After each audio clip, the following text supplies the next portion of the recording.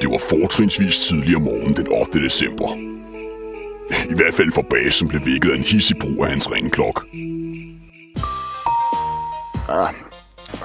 5 minutter skal nok tage den opvask. Giv mig nu bare 5 minutter.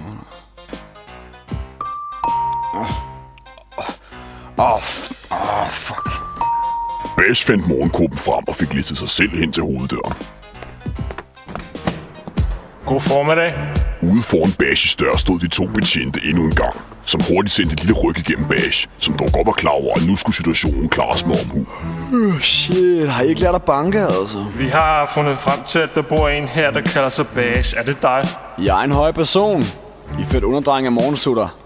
Og det skal så lige siges, det er noget, man tager på fødderne, ja. Vi vil gerne høre dig ad, hvad du kender til et indbrud på Ballerup Rådhus natten mellem søndag den 5. og mandag den 6.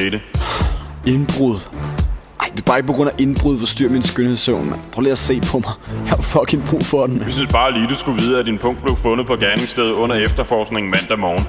Bash sank hurtigt en klump i halsen, som han håbede på ville fryse på vej ned og blive til en smule is i maven, mens han stod der i døråbningen. Nå, det er der, jeg har tabt den. Seriøst, mand.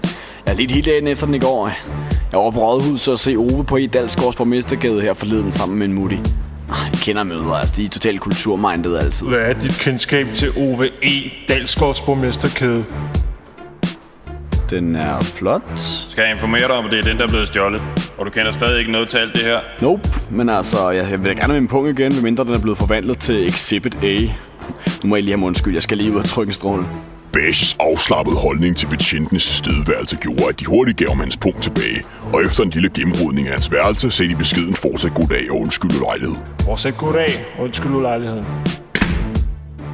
Bash var nu ikke den eneste, der blev kimet ned den morgen. Ja, Kukkes telefon så nærmest også i flammer, da smeden havde prøvet at få fat i ham lige siden bum dagen før havde hørt om det med borgmesterkæden igennem en af Kukkes venner, hvilket betød, at Kukke ikke havde holdt til på den info, han havde.